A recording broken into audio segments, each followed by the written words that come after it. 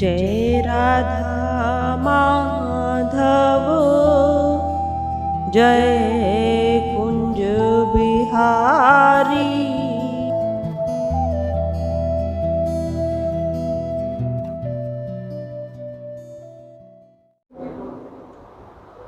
मानव कई हजार वर्ष तक जीवित रहता था तो जो विधि बनी हुई थी, जीवन शैली शास्त्रों के अनुसार बनी हुई थी, उसके अनुसार जीवन यापन करता था।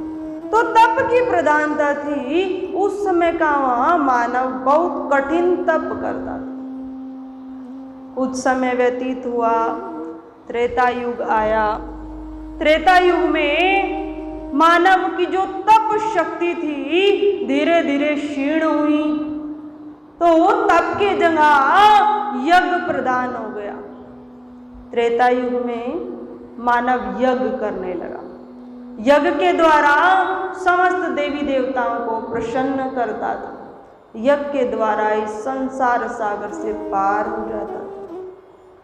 कुछ समय व्यतीत हुआ, धीरे धीरे यह यज्ञ करने की सामर्थ्य शक्ति वह भी क्षीण होती गई। धीरे धीरे द्वापर आया तो उसमें क्या शेष रहा? उसमें केवल कर्म कांड शेष रह गया। विशेष पूजा अर्चना केवल वही शेष रह गई। 5 प्रकार से पूजन, 16 प्रकार से पूजन, बस इस तरह का पूजन रह गया कर्म कांड द्वारा।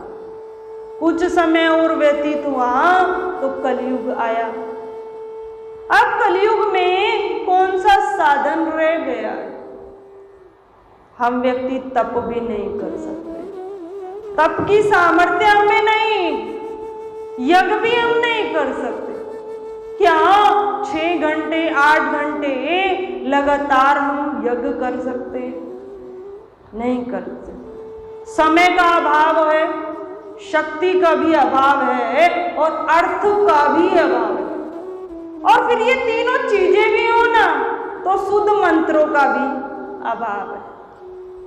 शुद्ध वैदिक मंत्र बहुत कम है जो आज उनका उच्चारण हो जाता है, वरना कलयुग में नहीं। अब कलयुग में कौन सा साधन श्रेष्ठ रहा? कौन सा साधन रहा? केवल जप प्रधान हो गया। जप केवल कलयुग में किसकी प्रधानता है?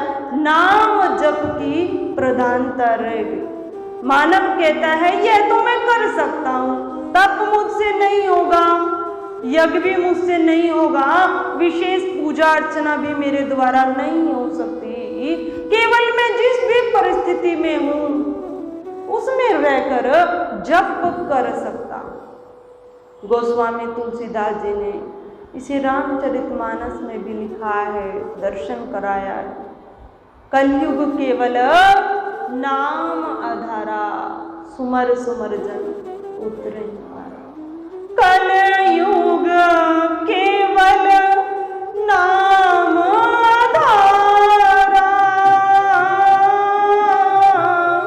सुमर सुमर जन उतरहि पारा। राम सिया राम जय जय राम। राम सिया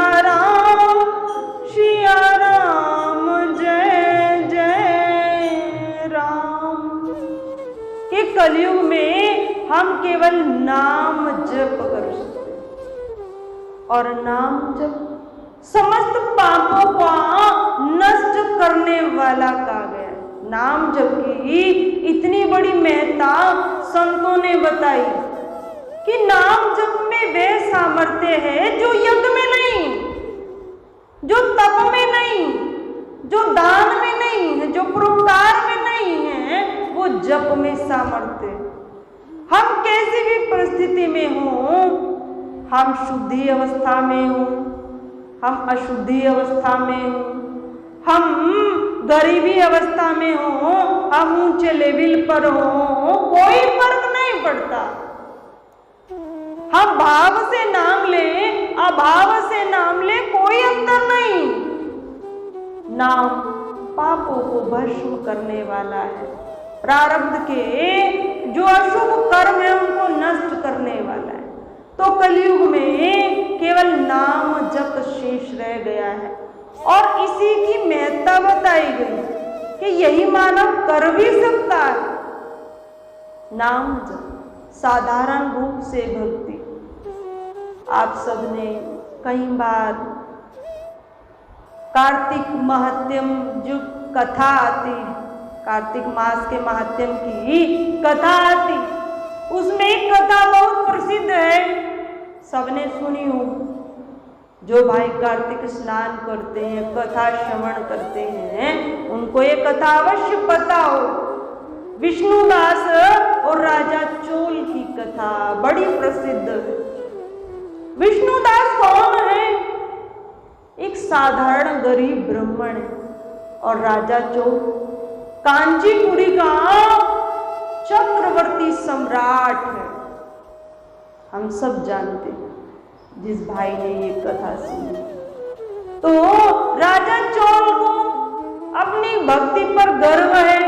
क्यों? क्योंकि राजा चोल भगवान का जो पूजन करता है वो किस चीज से करता है? हीरे जवाहरात, सोना चांदी, इनसे पूजन करता। बड़ा धर्मात्मा राजा चोल और अपने नगर के संपूर्ण व्यक्तियों को प्रसन्न रखता, बड़े बड़े यज्ञ अनुष्ठान करता। उसके यहाँ कोई एक दिन भी ऐसा शेष नहीं जाता था जिस दिन यज्ञ नहीं। बड़े बड़े यज्ञ अनुष्ठान करता, परोपकार करता, दान करता, परंतु कहीं ना कहीं अपनी भक्ति पर गर्व था।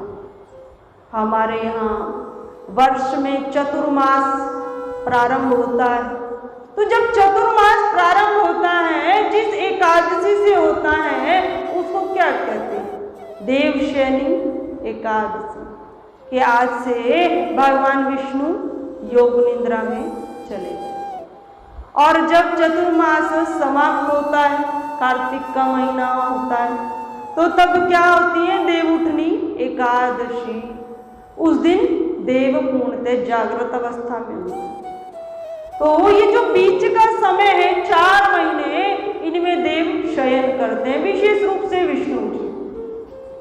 तब क्या करते हैं? जो भगवान विष्णु के बड़े बड़े मंदिर है ना, जहाँ केवल चतुर्भुजी रूप में भगवान विष्णु का ही पूजन होता है, तो वहां पर जो प्राण प्रतिष्ठित हैं वह तो ऐसे ही रहते हैं, जो अन्य है उनके प्रतिमा को लिटाया जाता है। पहले भारतीय संस्कृति में ये होता था, भगवान विष्णु के मंदिर में ये क्रिया होती थी कि एक प्रतिमा को लिटाया जाता था, भाव रखा जाता था कि प्रभु शयन कर रहे। परंतु प्रभु शयन कर रहे, हमने शयन नहीं किया। हमें पूजा उसी प्रकार करनी है जैसे हम भगवान की पूजा करते। तो भक्तजन आते, मंत्रों से स्नान भी भगवान को कराते, पुष्प चढ़ाते, मिष्ठान चढ़ाते।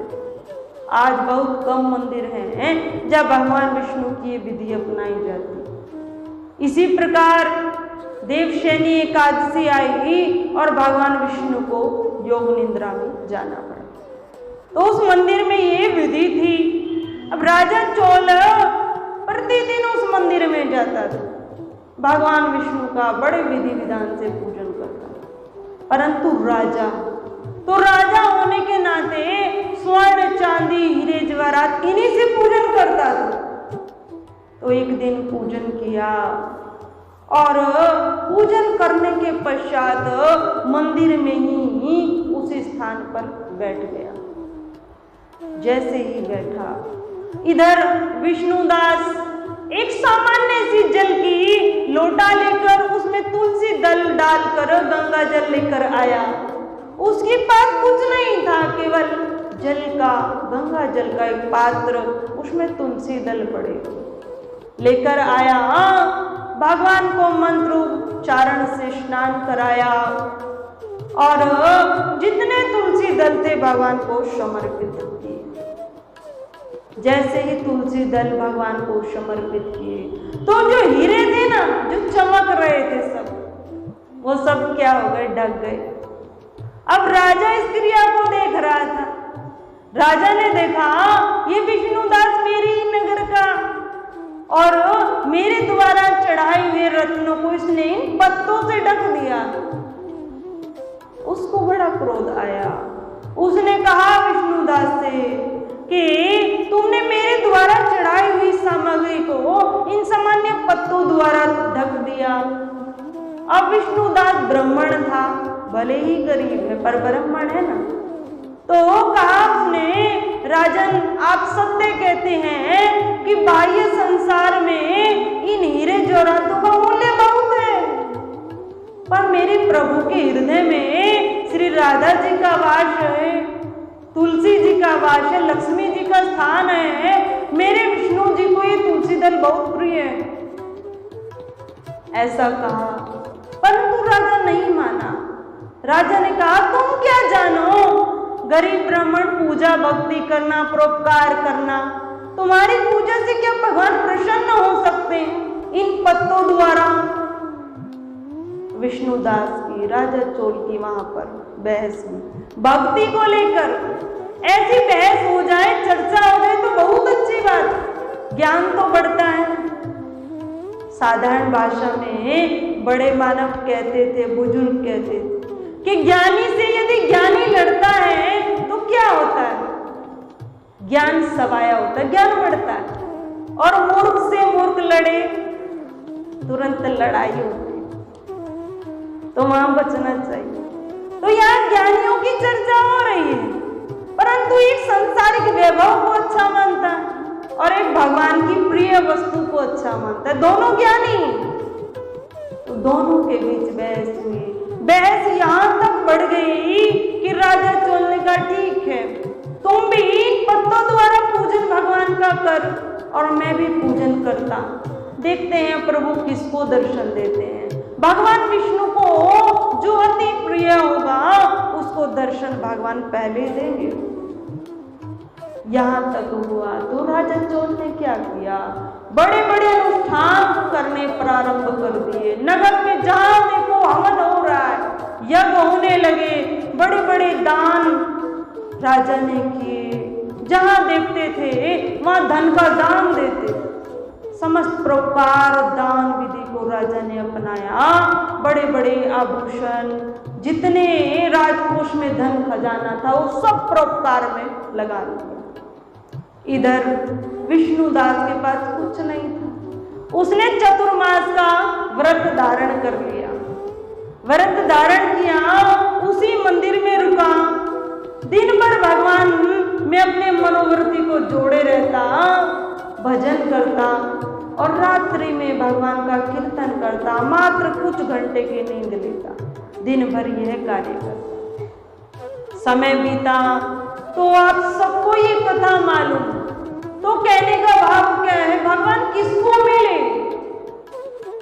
विष्णुदास को पहले भगवान ने दर्शन दिया। क्यों दिया विष्णुदास को? क्यों? क्योंकि भगवान इन सांसारिक वस्तु से प्रसन्न नहीं हो सकते। भक्ति में किसको प्रधानता ज्यादा दी गई है?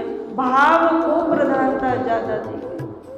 आज हमारे पास धन है, सामर्थ्य है, सांसारिक वैभव सब कुछ है, वो किसका दिया हुआ है?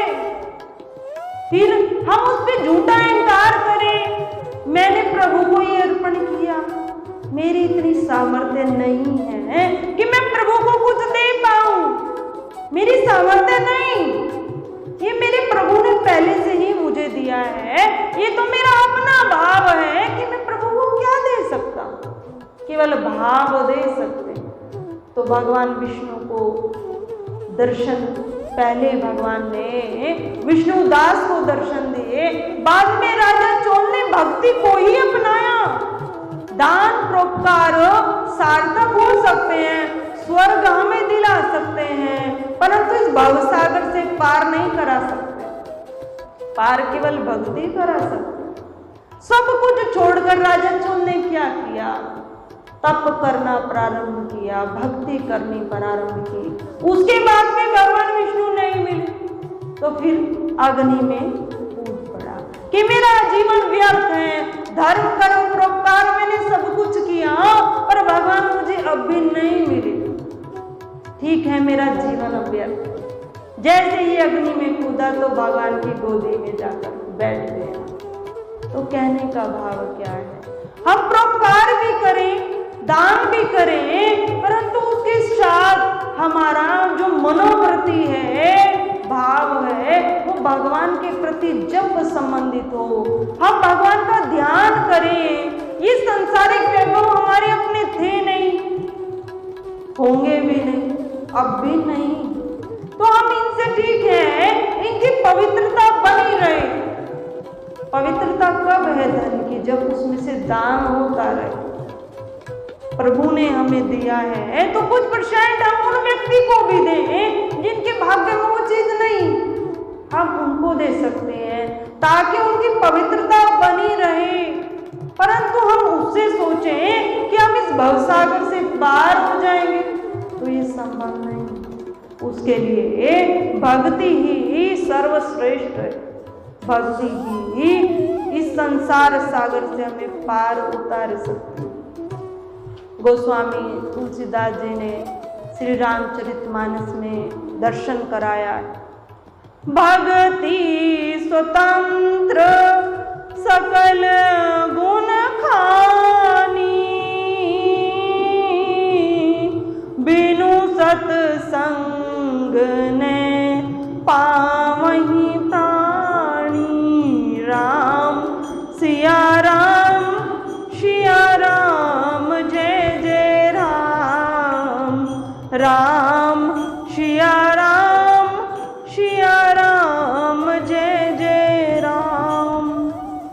भक्ति को गोस्वामी जी ने क्या कहा है? स्वतंत्र सकल गुण खानी, बिनु सत्संग न पावन प्राणी। कि भक्ति संपूर्ण सुखों की खान है। और भक्ति प्राप्त कहां से होती है? कि बिनु सत्संग न पावी प्राणी, कि संतों के संग किए बिना, सत्य का संग किए बिना भक्ति हमारे जीवन में नहीं आ सकती। आकर हम भगवान को प्रणाम करें, भगवान के दर्शन करें, ये सामान्य बात है। भगवान में श्रद्धा हमारी हो, निष्ठा हमारी हो, ये सामान्य बात है।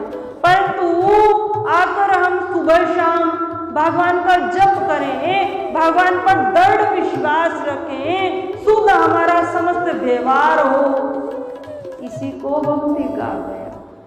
दिन भर में हमने एक बार प्रणाम किया तो वो ठीक है, भगवान के प्रति हमने अपने मस्तक को झुकाया, उसको भक्ति नहीं कहा जा सकता। भक्ति हमारा पूरा व्यवहार भगवत रूप हो जाए, कुछ गलत अशुभ काम हमारे द्वारा हो ही न, उसे ही भक्ति कहा गया। बिनु सत्संग न पावन प्राणी, और सत्संग से ही भक्ति सुलभ है। यदि भक्ति मिल सकती है, ज्ञान मिल सकता है, तो वो केवल सत्संग से। सत्संग का यहाँ अभिप्राय केवल प्रवचन सुनने मात्र से ही नहीं, सत्य का संग करना, सत्य का हम अनुसरण करें, वही भक्ति। और पुण्य समूह के बिना संत नहीं मिल सकते। अगर हमारे जीवन में पुण्य नहीं तो संतों की प्राप्ति हमें नहीं हो सकती, संत दर्शन नहीं हो सकता, संत हमारे जीवन में नहीं आ सकता। इसका मतलब ये नहीं कि हम संतों की देख नहीं पाएंगे। इसका अभिप्राय यहाँ यही है कि हमारी श्रद्धा नहीं बन पाएगी। श्रद्धा कब बनेगी? संतों पर श्रद्धा बनना बहुत कठिन बात है। संत तो बहुत है, समाज में भी बहुत व्यक्ति सदाचारी होते, पर हमारा विश्वास तो बने ना। वो विश्वास, वो आस्था, वो श्रद्धा कब जागृत होती है? जब पुण्य उदित होते हैं। भगवान श्री राम ने माता शबरी को नवधा भक्ति का उपदेश दिया। उस नवधा भक्ति में भगवान ने पहली भक्ति शबरी को क्या बताई? संतन कर शंगा, संतन कर शंगा बताई। इसको हम श्रवण भक्ति भी कह सकते हैं।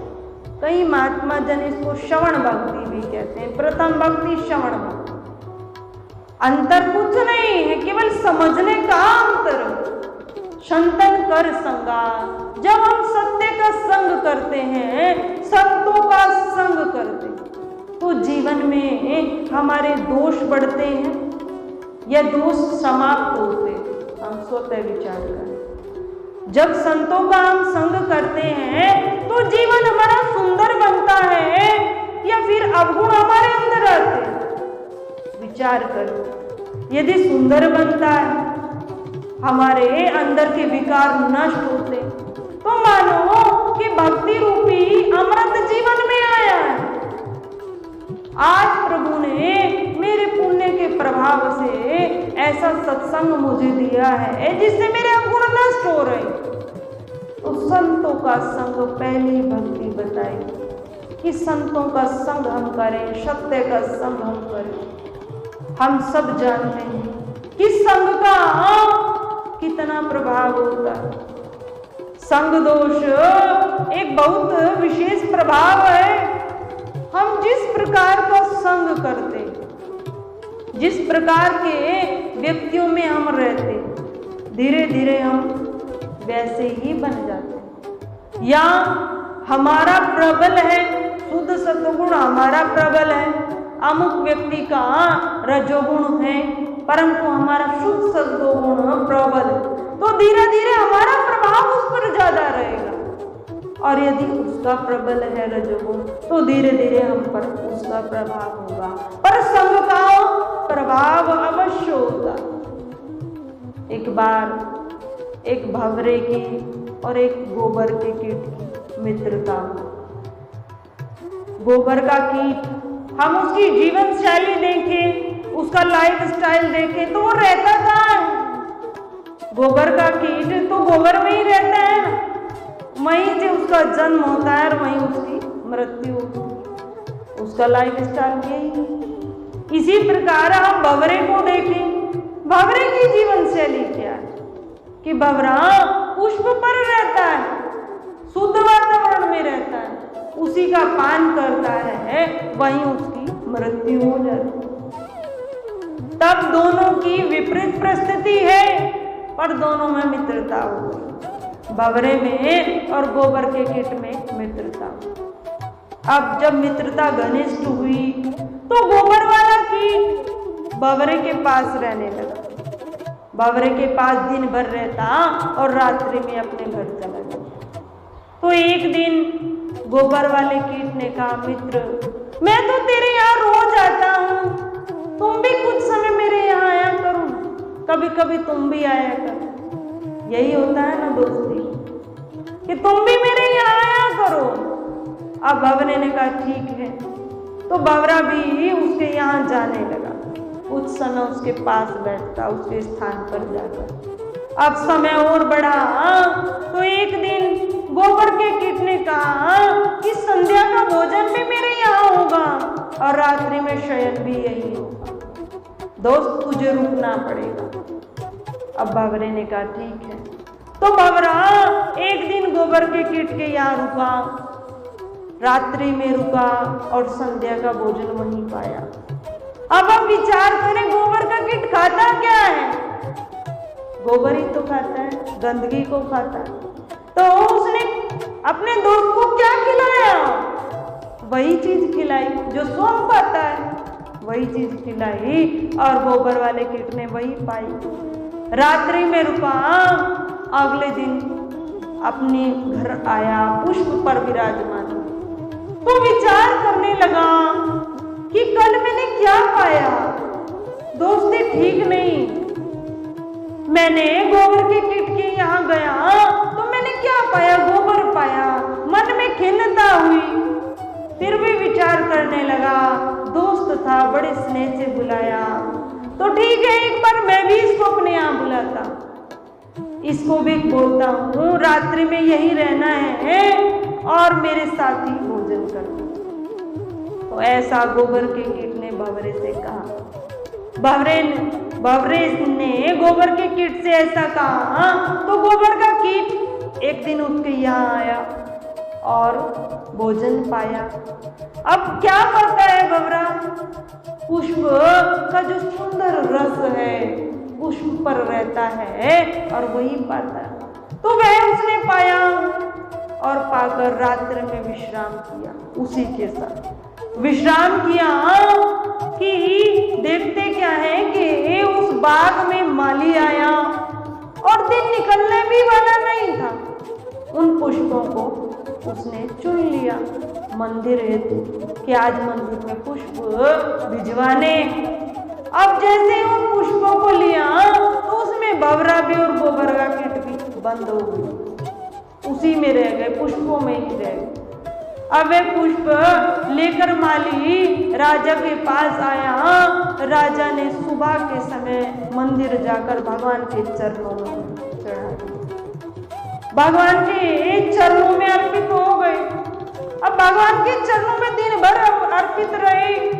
संध्या का समय आया तो मंदिर के सेवक ने उन पुष्पों को उठाकर डस्ट में डाला और डस्ट से फिर सीधा गंगा जी में प्रवाहित कर दिया। अब उसमें भंवरा भी था और गोबर का कीट। तो क्या रहा? दोनों की मुक्ति हो गई। दोनों ने परम पद को प्राप्त किया कि पहले भगवान के चरणों में समर्पित हुए और फिर गंगा जी में प्रवाहित हुए। तो हम अपने आप को देखें कि हमारा संग किसके साथ है। संग के कारण वो गोबर का कीट इस संसार सागर को पार कर गया। क्यों? क्योंकि उसकी मित्रता कहां पर थी? भंवरे से थी। भंवरा पुष्पों में विराजता था तो उसका संग अच्छा था, सुंदर उसका संग था। तो संग के कारण गोबर का कीट भी गंगा जी में प्रभावित हो गया। तो हम अपना भी संग देखें।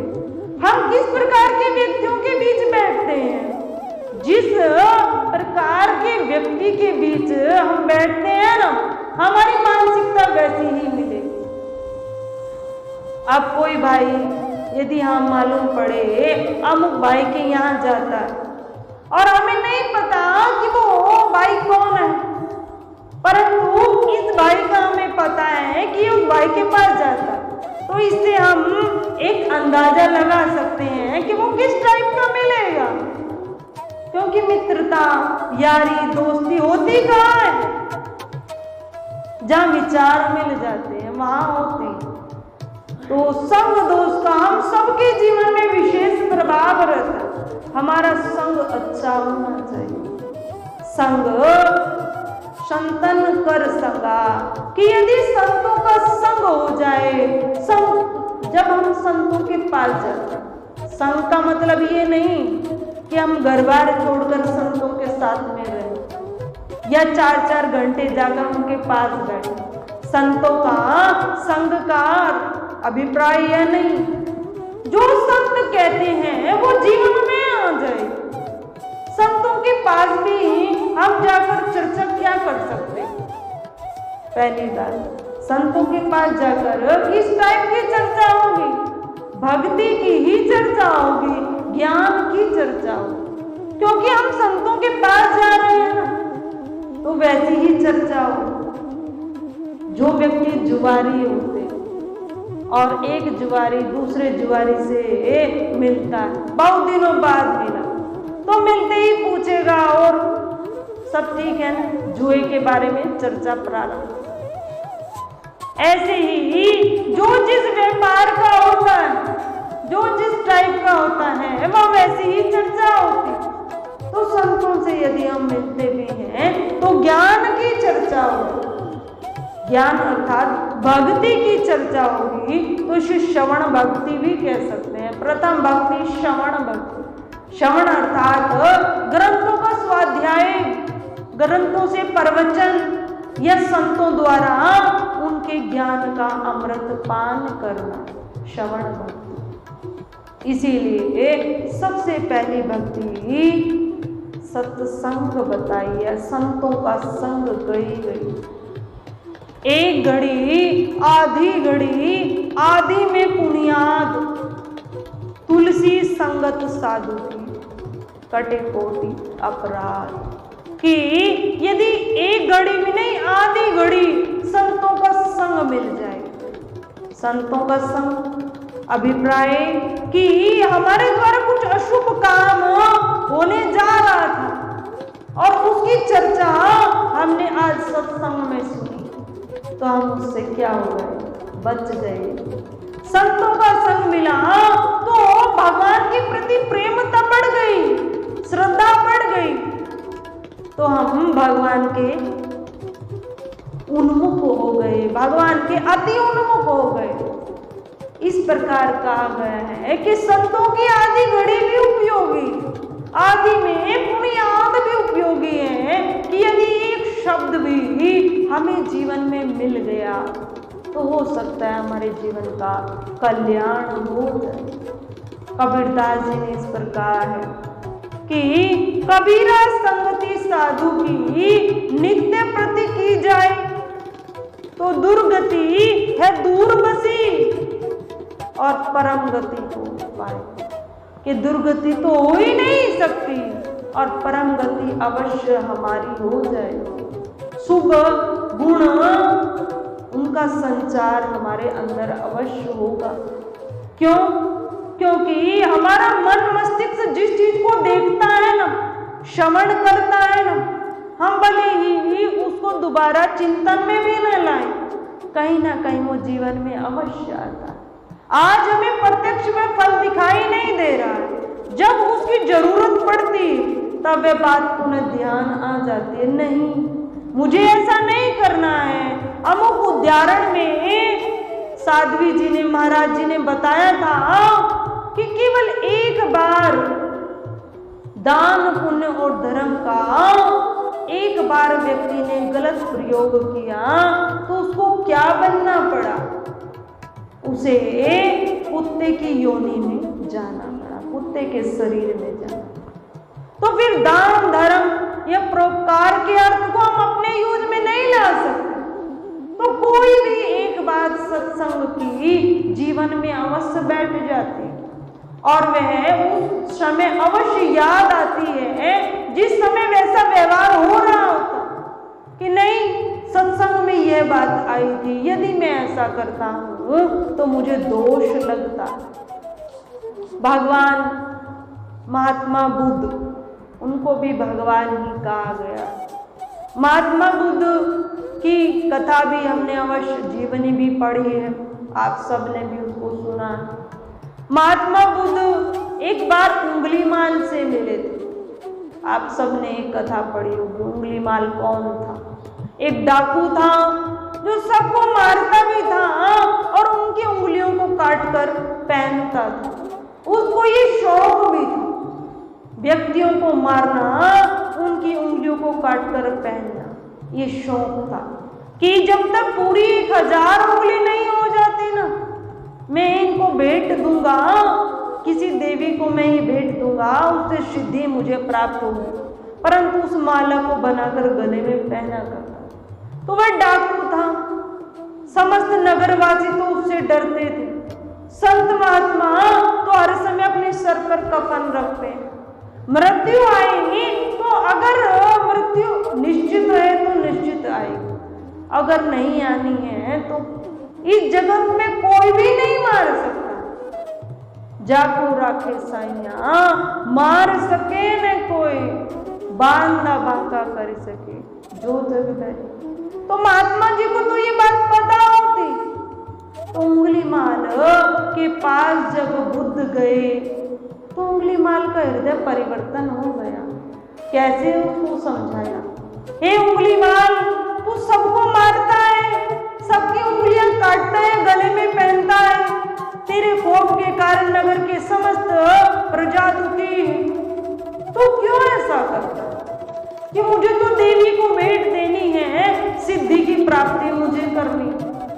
तब बुद्ध ने क्या किया, कि ठीक है, कितनी उंगलियों की कमी तेरे पास है कि मुझे एक उंगली से इसको चाहिए, तुझे एक नहीं मेरी समस्त शरीर के हाथों पैरों की उंगली तुझे समर्पित है। और परंतु जो तू सिद्धि के लिए कर रहा है इससे क्या लाभ होगा? उसने कहा कि इस लोक में मेरी जय जयकार होगी, मैं सिद्धि को प्राप्त करूंगा, व्यक्तियों को चमत्कार दिखाऊंगा। कि उंगलीमाल तेरे हृदय में ये तो बात बैठ गई कि तू चमत्कार सबको दिखाएगा, सिद्धि तुझे प्राप्त होगी, परंतु तेरे पास कौन व्यक्ति आएगा? कौन व्यक्ति तेरे पास आएगा?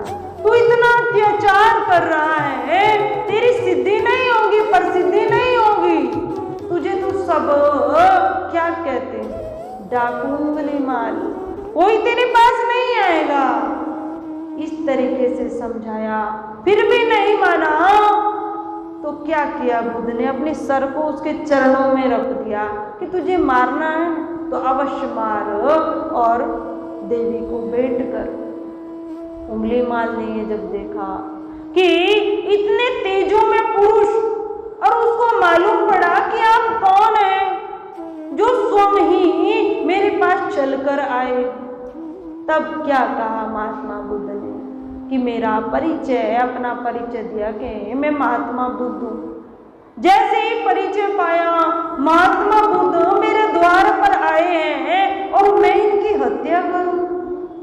जिसको पूरा जगत जानता है, पूरा संसार जानता है, वो मेरे दर पर आए और कह रहे हैं कि उंगलीमाल मेरे द्वारा समस्त उंगलियां प्राप्त करो। क्या हुआ? हृदय परिवर्तित हो गया।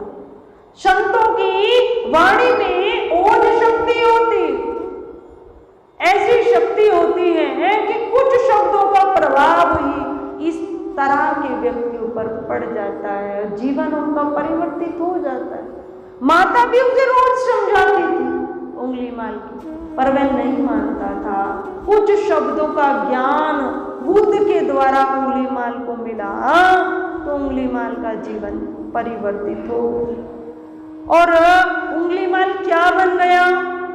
बुद्ध का अनुयायी बन गया, भिक्षु बन गया। और श्रीलंका में जितने बुद्ध के अनुयायी हैं ना, इस बुद्ध का प्रचार ही उस उंगलीमाल के द्वारा इतना बड़ा भक्त बन गया। तो कहने का भाव क्या है? संतों की वाणी में वो सामर्थ्य होती है, वो शक्ति होती है, जो वो शब्द हमारे जीवन में आ जाए, हमारा जीवन परिवर्तित हो जाए, वो सत्संग में सामर्थ्य होती। तो सत्संग हमारे जीवन में आए, संतों का संग बना रहे, तो अपराध बढ़ते हैं या घटते हैं?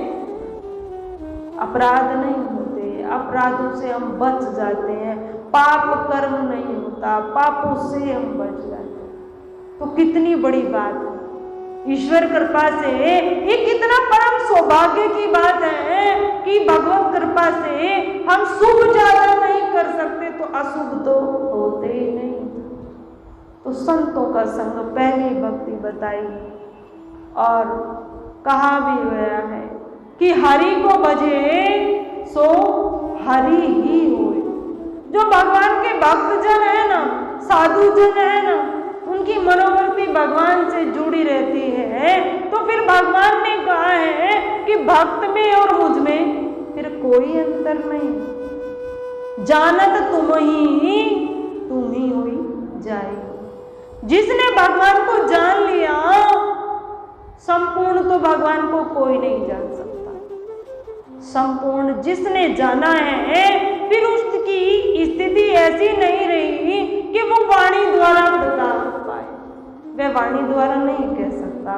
जिसने भगवान को संपूर्ण जाना, अगर वह वाणी द्वारा कह दे तब तो वह भगवान से भी बड़ा हो गया, क्योंकि उसने भगवान को जान लिया तो भगवान छोटे हुए। समस्त शास्त्रों ने नेति नेति कहकर वहां क्षमा मांगी कि भगवान का पार हम नहीं पा सकते। तो भगवान को कुछ केवल शब्दों द्वारा जीव भी किसी ने जाना है, तो भगवान ने कहा है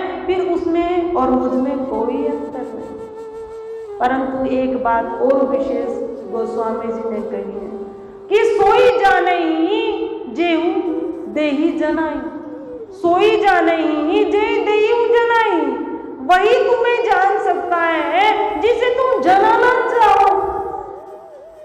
अर्थात हम भगवान की प्राप्ति के लिए चले, परंतु भगवान मिलेंगे उसे ही जिसे भगवान स्वयं वर्णन करते हैं, जिसे भगवान स्वयं अपनी ओर बुलाते हैं, उसको ही प्राप्त हो। अर्थात जिसमें शुभ गुण सुंदर गुणों का संचार होता है, भगवान उसे ही अपनी ओर लगाते हैं। भगवान को मालूम होता है कि इसी जन्म में इसका उद्धार करना, तो भगवान उसी को अपनी ओर बुलाते हैं। हम सोचे हमारे माध्यम से सबका कल्याण हो जाए, सब इस संसार सागर से पार हो जाए।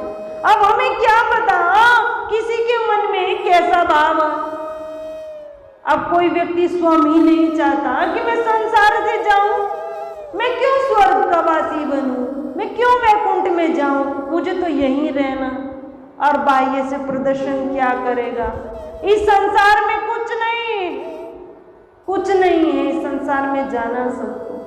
तो हमारा तो भाव है सबका कल्याण हो जाए, परंतु सबकी मनोवृत्ति को तो हम नहीं जानते, उनकी अपना पर्सनल भाव क्या है ये हम नहीं जान सकते। एक बार पहले भी इस कथा को मैंने कहा है। एक बार एक राजा बहुत धार्मिक था और भगवान का भजन साधन भरपूर करता था, हर समय भगवान के ध्यान में ही रहता था। अब भगवान ने एक बार उसको दर्शन दिए, दर्शन हुए तो उसने भगवान से मांगा, हे प्रभु मेरी प्रजा है ना, मैं इस प्रजा को भी पुत्र की भांति मानता हूँ, तो मैं चाहता हूँ प्रभु मेरा भी कल्याण हो और मेरी प्रजा का भी कल्याण हो। तो मैं चाहता हूँ, मुझे तो आपने दर्शन दिए, इसी प्रकार मेरी प्रजा को भी दर्शन दे दीजिए। एक बार मेरी प्रजा को भी आपके दर्शन हो जाएंगे तो मेरा राज्य धन्य हो जाएगा, समस्त नगरवासी का उद्धार हो जाएगा, पार हो जाएंगे, उनको भी आप दर्शन दीजिए। भगवान ने कहा कि यह तो संभव नहीं, तुम्हारी जैसी सोच है, हो सकता है मैं नगरवासी की नहीं, तुम्हारी मनोवृत्ति मुझ में लगी है, हो सकता है नगरवासियों की मनोवृत्ति मेरे में नहीं, संसार के प्रति मैं कैसे उन्हें दर्शन दूं। तब राजा ने आग्रह कर कहा कि नहीं प्रभु जी, जैसे मुझे दर्शन हुए मेरे नगरवासियों को भी हो जाए। तो भगवान है। प्रभु ने कहा ठीक है, हम आपको वहां मिलते हैं, एक जगह निश्चित की, और वहां 5 पर्वत हैं, जो 5वां पर्वत है वहीं मैं अपने चतुर्भुजी रूप में तुम्हें मिलूंगा और तुम अपनी समस्त प्रजा को लेकर अमुक तिथि के दिन वहां आना। एक तिथि निश्चित हो गई। अब वह राजा अपनी प्रजा को ये सब कहने लगा कि प्रभु अमुक तिथि को वहां पर मिलेंगे और हम सबको दर्शन करना है, हम सबका कल्याण हो जाएगा। प्रजा में जब ये बात गई तो समस्त नागरिक बड़े प्रसन्न हो गए। राजा धर्मात्मा थे बहुत। अब सारी प्रजा जाने के लिए तैयार हो गई, हम भी प्रभु के दर्शन करेंगे, हमें भी दर्शन पाना। प्रजा तैयार हुई, राजा अति प्रसन्न हुए कि मेरी प्रजा में भी भगवान के प्रति कितनी श्रद्धा है। अब समस्त प्रजा को लेकर जैसे ही राजा आगे बढ़े तो मार्ग में पहला पर्वत पड़ा। तो पहला पर्वत पड़ा तो देखते क्या है, वो पर्वत नहीं, उसमें तो सब पैसे लगे हैं, पैसों का पर्वत, सब उस पे पैसे लगे, पैसों का पर्वत। अब जैसे ही जनता ने ये देखा तो जो नागरिक थे वो उस पर्वत पर लग गए और जितना जिसके पात्र में आ सकता था, जितना व्यक्ति ले सकता था, सब लेना प्रारंभ हुआ। राजा ने कहा प्रजा से राजा ने आग्रह पूर्वक कहा कि नहीं, ये माया है, प्रभु दर्शन में ये भटकाव है, इसके चक्कर में हमें नहीं पड़ना है, हमें प्रभु के दर्शन करने। तो नागरिकों को समझाया, उनकी समझ में आया और दूसरे पर्वत की ओर बढ़े। अब जैसे ही दूसरे पर्वत की ओर बढ़े तो देखते क्या है, वो चांदी का पर्वत, पूरा पर्वत है, पत्थर का नहीं है, संपूर्ण चांदी। अब जैसे ये नागरिकों ने देखा चांदी का पर्वत है तो क्या किया, वो सब लेना प्रारंभ किया। जितनी पात्रता जिसमें थी वो ली। राजा ने बहुत समझाया कि ये सब माया है, प्रलोभन है, प्रभु के दर्शन में जो बाधाएं हैं ना, उसमें ये एक बाधा है, इसकी ओर ध्यान मत दो। परंतु प्रजा ने क्या किया, राजा जी का राजन, प्रभु के भी दर्शन हो जाएंगे, कुछ तो ले ले, इसमें से प्रभु के भी होंगे दर्शन। फिर भी जो धार्मिक व्यक्ति थे राजा के साथ रहे और आधे से ज्यादा वहीं पर रुक गए और उस चांदी के पर्वत से चांदी निकालने लगे, लेने लगे। अब राजा जितनी प्रजा बची हुई थी उसको लेकर और आगे बढ़े। अब आगे बढ़े तो स्वर्ण का पर्वत आया। स्वर्ण का पर्वत आया तो जितने बचे हुई प्रजा थी वो सब उस पर्वत पर बैठ गई और वहां से उस स्वर्ण को निकालने लगी कि जितना हम ले जा सकते हैं आज लेकर जाए। राजा बहुत धार्मिक थे। राजा ने फिर से समझाया, प्रजा से कहा, ये सांसारिक मोह माया है, ये भगवान के दर्शन में बहुत बड़ी बाधा है, आप इसको मत देखिए, आज हमें भगवान के दर्शन करने, इसको मत देखो। परंतु राजा की कौन सुनने वाला था? जब स्वर्ण का पर्वत दिखाई दिया तो राजा की किसी ने नहीं मानी, केवल रानी साथ रह गई और सब उस स्वर्ण पर्वत से स्वर्ण लेने लगे। अब आगे चले तो फिर चौथा पर्वत आया। अब एक पर्वत पत्थर का नहीं था, वो सब उसमें हीरे लगे थे, टोटल वे पर्वत हीरों का था। अब रानी से भी रहा नहीं गया।